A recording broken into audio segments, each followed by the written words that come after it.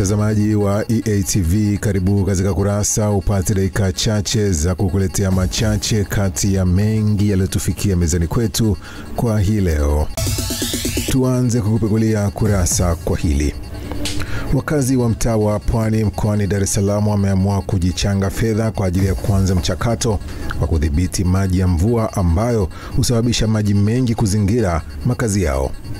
Vikao vinaendelea ili kumalizia tathmini ya ujenzi wa mitaro mikubwa itakayohamisha maji na kuondoa adha inayowatesa kwa muda mrefu. Tumefanya kikao cha pamoja majirani ambao wanazunguka eneo hili ili tuweze kuhakikisha maji tunayapokea, tunatoa upande wa pili ili yasiweze kufanya uharibifu kama yalivyozoea kufanya, kwa sababu yamevunja kuta, yamekuwa yameingilia watu ndani, vyombo, watu wanaharibikiwa na vyombo vyao.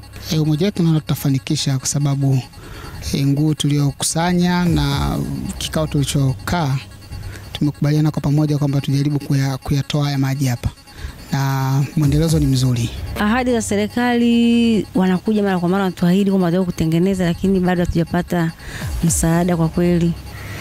Kwa hiyo bado hatujazipata, labda itakapopita barabara hizi za mwendo kasi ndio tutapata mwafaka kidogo, lakini sasa hivi bado, kwa sababu maji yanayotufuata sisi yanatoka Wazo. Tuendelee na Kurasa.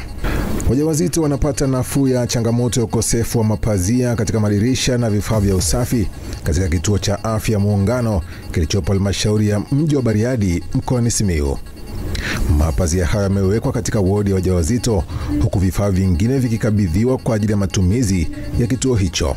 Katika muda wa mwezi mtukufu na kipindi cha Kwaresma tumeweza kuwatembelea wanawake wenzetu na kuweza kushiriki nao, kulea watoto, kuwatia moyo na kuwapongeza pia kwa kujifungua salama. Kwa hiyo tumeweza kuweka mapazia katika wodi nzima ya wanawake katika kituo cha Muungano hapa Bariadi mjini, lakini pia tumefanya usafi katika mazingira mbalimbali yakiwa katika uwanja, katika vyoo na maeneo mbalimbali.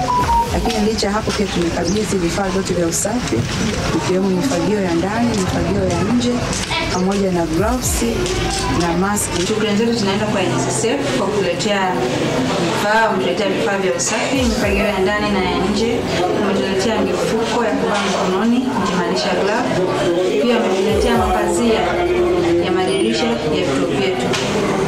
Kwa hiyo tunashukuru sana kwa kusaidia. Tumalizie Kurasa kwa hili. Baada ya kero ya muda mrefu ya ubovu barabara ya kutoka Kimara Mwisho kuelekea Kinyerezi na Bonyokwa, sasa imefanywa upanuzi wa kiwango cha kuridhisha.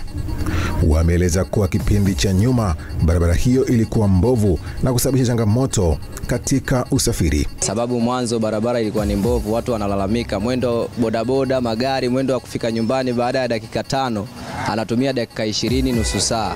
Kwa hiyo unafika nyumbani umechoka kabla hata ya usafiri wenyewe. Bila tunashukuru kwa sasa hivi kidogo wamejitahidi serikali kuturekebishia barabara.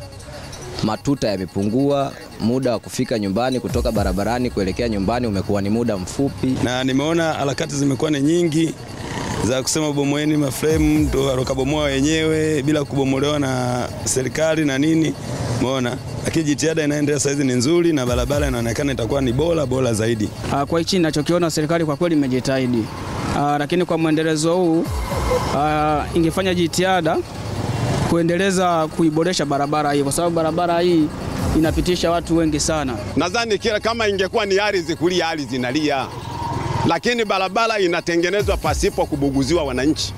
Kama nilivyosema, ni mwandishi, umepita barabara ya Kimara Mwisho kwenda wapi? Ubungo. Hakuna mwananchi anayesema.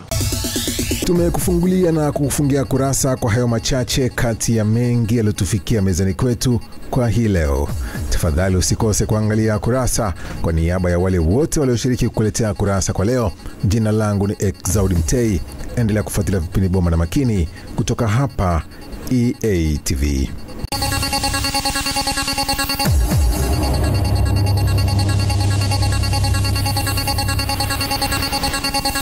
Kurasa.